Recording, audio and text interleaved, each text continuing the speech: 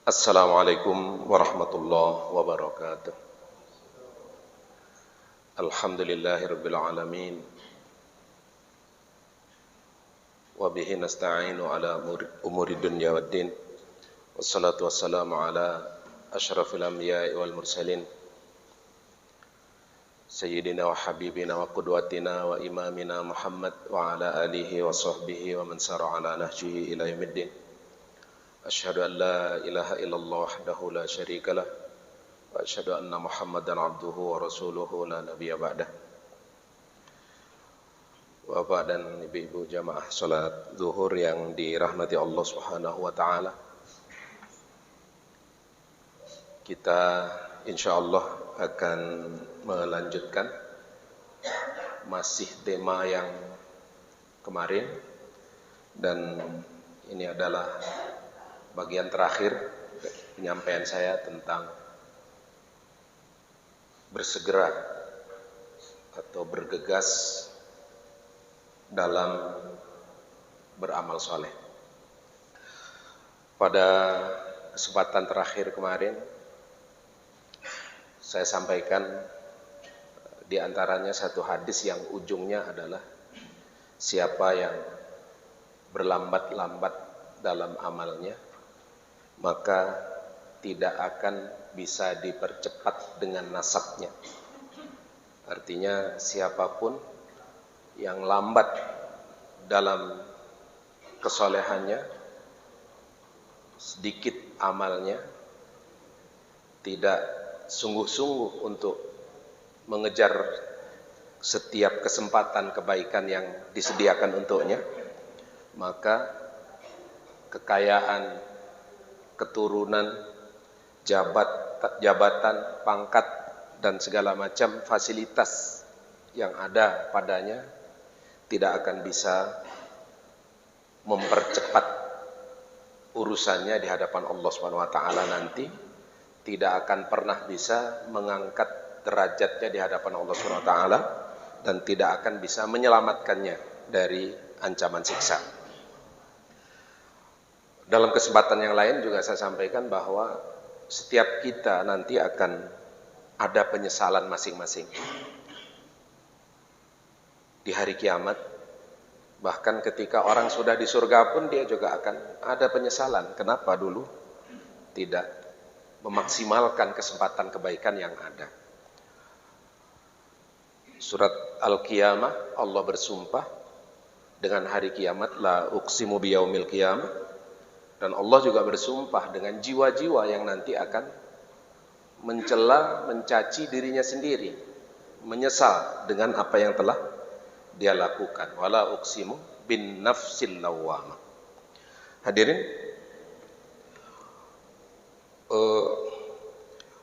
di awal tema ini saya menyampaikan satu ayat dalam surat Fatir ayat 32, di mana Allah SWT membagi umat manusia, dalam hal ini adalah umat Muhammad, pada akhirnya ke dalam tiga kelompok besar. Allah berfirman, a'udzubillahi minasyaitonirrajim, tsumma awrathnal kitabal ladzina astafaina min ibadina faminhum zalimun li nafsihi wa minhum muqtasid wa minhum sabiqum bil khairati biiznillah dzalika huwal fadlul kabir. Kemudian kami wariskan Alkitab. Nah, yang dimaksud dengan Alkitab ini adalah kitab-kitab terdahulu sebelum Al-Quran. Kalau Al-Quran itu sudah pasti. Kepada siapa? Pada akhirnya diwariskan juga isinya itu kepada umat Muhammad, yaitu alladzina astafaina min ibadina, hamba-hamba kami yang terpilih. Para ulama mengatakan bahwa yang dimaksud dengan hamba-hamba yang dipilih ini adalah umatnya Muhammad. Isi kitab Taurat, Injil, Zabur dalam hal wasiat kebaikan dan larangan kepada kemaksiatan itu diwariskan kepada kita semuanya, umat Muhammad. Dalam menyikapi Alkitab itu, akhirnya kita terbagi menjadi 3 kelompok. Kelompok pertama adalah ada sekelompok yang zalimun li nafsihi, zalim terhadap dirinya sendiri. Yang kedua adalah muktasid, tengah-tengah, berada di tengah-tengah. Dan kelompok yang ketiga adalah sabiqun bil khairat, yaitu mereka-mereka yang selalu tampil di depan dalam kebaikan. Selalu berusaha untuk menjadi yang terbaik, selalu berusaha untuk menjadi contoh dalam kebaikan, selalu berusaha untuk maksimal memanfaatkan setiap kesempatan kebaikan yang ada. Para ulama memang ada 3 kelompok menafsirkan ayat ini. Kelompok pertama, mereka mengatakan bahwa ketiga kelompok ini sama-sama di surga semuanya. Ya. Orang-orang yang sabiqun bil khairat, ini mereka akan masuk surga tanpa hisab. Adapun kelompok yang kedua yang muktasid, yang tengah-tengah, mereka akan masuk surga dengan hisab yang ringan.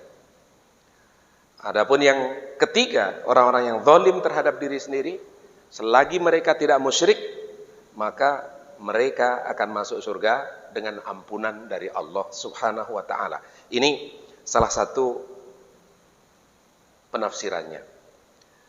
Ya, ada yang mengatakan mereka akan terbagi menjadi 3 kelompok, tapi ketiga-tiganya sama-sama di surga. Kelompok yang kedua mengatakan tidak. Ayat ini persis sama dengan surat Al-Waqiah. Membagi manusia ke dalam 3 kelompok, 2 masuk surga, 1 masuk neraka. Ya. Di sana ada kelompok as-sabiqun as-sabiqun. Sekali lagi, as-sabiq, yaitu orang-orang yang selalu tampil di depan, ingin menjadi yang terbaik, menjadi contoh, menjadi inspirator dalam kebaikan, selalu menjadi sumber setiap kebaikan yang ada. Nah, ini as-sabiqun as-sabiqun. Inilah kelompok terbaik. Ulaikal muqarrabun fi jannatin na'im. Ya. Kelompok yang kedua adalah wa ashabul yamin, ma ashabul yamin. Itu ashabul yamin, kelompok kanan yang memilih jalan kanan. Nah, mereka juga di surga. Adapun yang ketiga itu ashabus shimal, yang memilih jalan kiri. Nah, ada berada di sayap kiri kelompok Muhammad, umat Muhammad, tapi mereka lebih banyak melakukan kemaksiatan, kezaliman dan segala macam. Ya, akhirnya mereka masuk neraka. Ini pendapat yang kedua.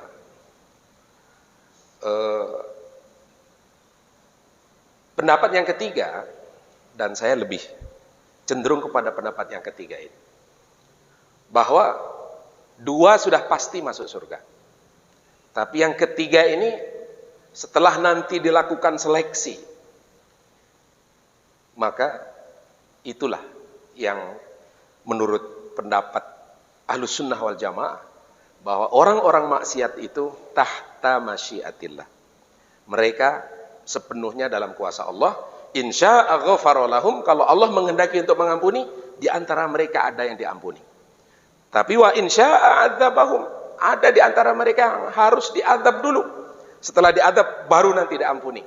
Ada juga karena terlalu beratnya kesalahan dan dosanya, mungkin dia muslim tapi musyrik juga, mati dalam keadaan musyrik, sehingga harus kekal di api neraka. Jadi untuk kelompok yang zalimun li nafsih, ini pendapat ketiga, mereka akan terbagi menjadi 3. Ya, ada yang Allah ampuni, tapi apapun itu, kelompok ketiga ini adalah kelompok yang melalui jalur hisab yang berat.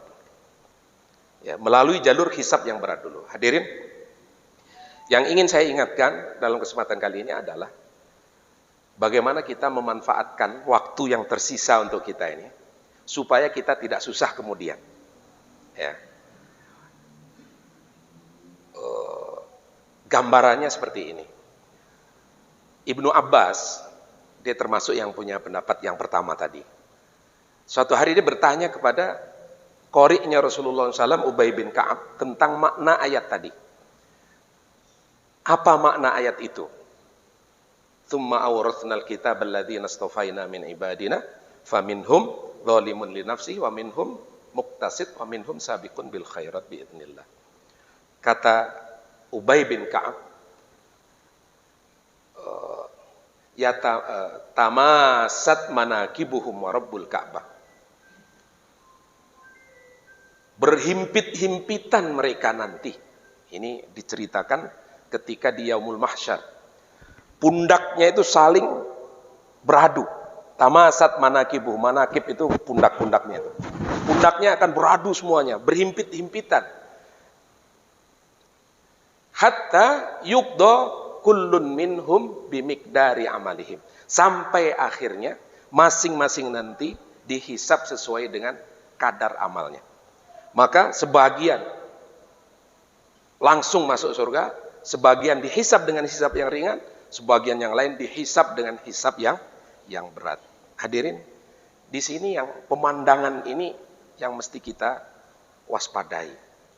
Bahwa semua orang nanti akan berdesak-desakan di sana. Ini ketika di mahsyar, hadis tentang syafaat al-uzma itu nanti, bagaimana orang sudah menunggu entah berapa ratus tahun dia menunggu untuk datangnya keputusan dari Allah SWT.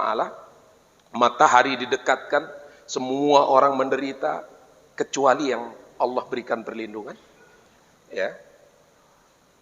Semua orang sudah gelisah, sampai orang-orang kafir yang tahu dia akan masuk neraka pun dia sudah nggak sabar lagi. Dia pengen diputuskan apapun nasibnya.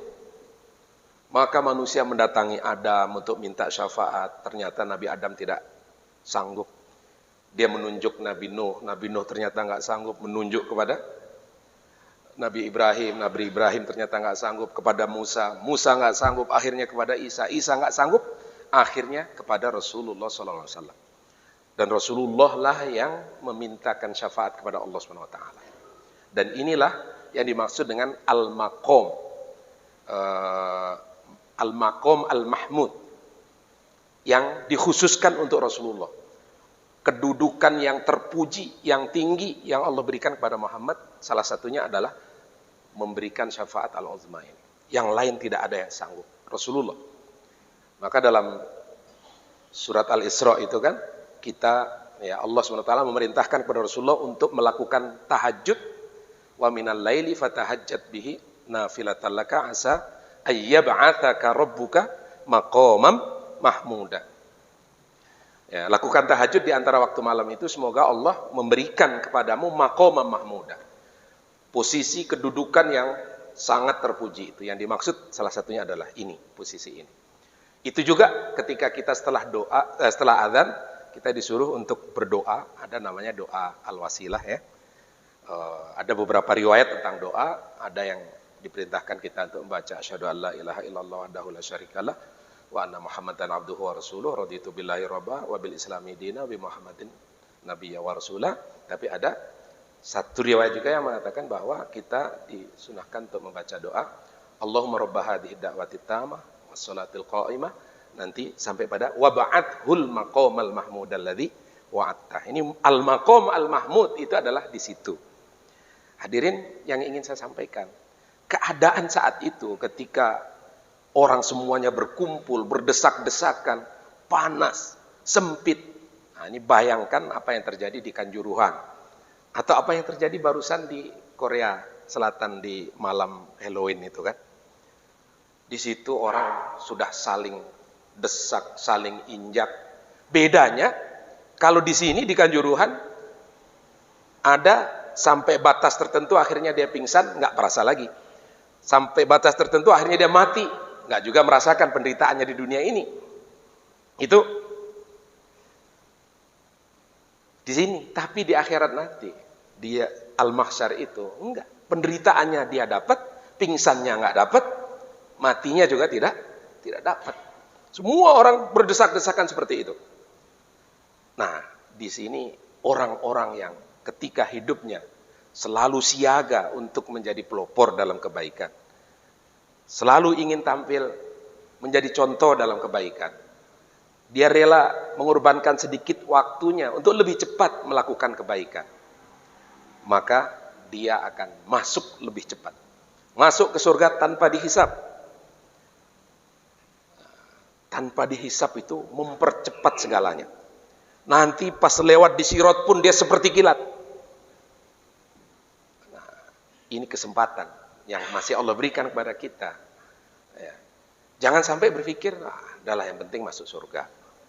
Ingat, ini kalau sudah hisapnya itu berat, ya, yang masuk kategori dalam hisap-hisap yang berat ini nanti macam-macam.